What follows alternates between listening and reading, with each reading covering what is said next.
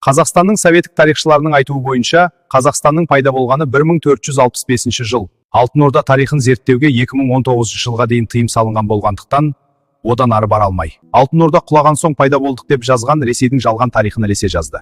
Шындығында Алтын Орда құламаған еді. Менің тұсымда Алтын Орда ішінереді, 20 жылда 27 хан ауысты, тақ үшін бір-бірінің басын жұтқан заман болды. Мен соны тоқтатпақ үшін Алтын Орда тағына Тоқтамысты отырғыздым, алайда ол маған 3 рет уәзірлерінің кеңесіне еріп опаздық жасады. Онымен қоймай шығыстағы жаумен империясын талқандауға арналған әскери жорығымның маған соғыс ашық уақытын созды. Егер де ол уақытымды созбағанда, қазір шығысқа жасқана қарамас едіңдер. Мені тарих сахнасына Алтын Орданың құлдырап тозған кезең алып шықты. Егер ол империя бату, мәңгі темір хандары уақытындағы секілді мықты болып тұрса, мен тұран халықтарын басын біріктіру үшін атқа қонбас едім. Алтын Орда мен о дүниелік болған соң, 60 жылдан кейін қазақ даласында қазақ хандығының тарихы болып жалғасты. Және қазақ хандарының қайсысы болсын өздерін жошы ұлысының мұрагері санады. Өйткені олар 1465 жылы өздерін біз міне қазақ хандығын құрдық деп еш жерге жария еткен жоқ. Тіпті халық өзін қазақ деп те атамаған. Өйткені қазақ деген сөз еркін көшпенділер деген мағынада еді. Оларды қазақ деп атаған Алтын Орданың хандарының бірі Әбілқайыр хан. Жәнібек пен Керей өзіне бағынбай көшіп кеткендіктен аттаққан еді. Жоғары лауазым иесіне наразылық танытып, еркіндікке кетуге рұқсат беретін бұл бұрынғы заманнан қалған ұлы даланың саяси ғұрпы еді. Яғни Жәнібек пен Керей өздерінің қарсыластары таусылған соң Алтын Орданы қайта құрды. Ал ол уақыт өте келе өмір салты қазақы, яғни көшпенді болғандықтан қазақ хандығы болып аталып кетті. Сондықтан мен Алтын Орданы құлатпадым, керісінше өз заманымда оны күшейттім. Қытай империясын құлатуды мақсат еттім.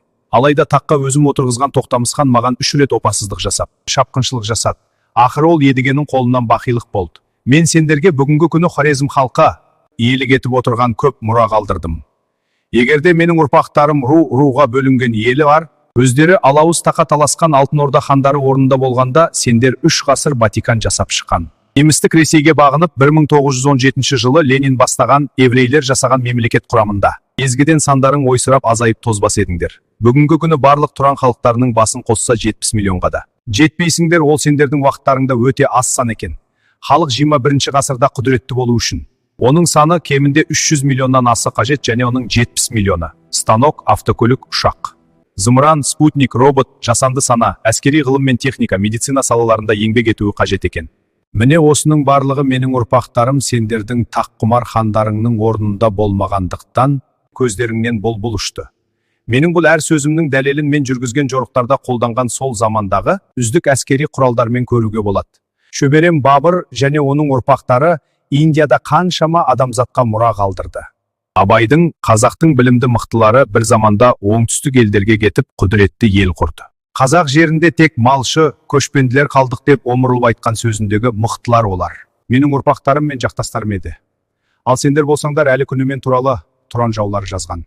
Тарихқа сеніп келесіңдер. Мен туралы шындықты білгілерің келсе, өздерің дербес зерттеу жүргізіңдер. Ешқашан өз тарихтарыңа шетелдік көзқараспен қарамаңдар. Тұраның ұлы тарихы олар үшін айдаһарды оятатын дауыс. Естеріңде болсын, 17 ғасырға дейін сонау көне сақ заманынан, арғы заманнан бері жер бетінде тек қане біздер үстемдік еткенбіз. Сондықтан енді сендер түн демей, күн демей, жатпай, тұрмай қайтсек, әлемдегі құдіретті елдердің алды болуды мақсат етіңдер.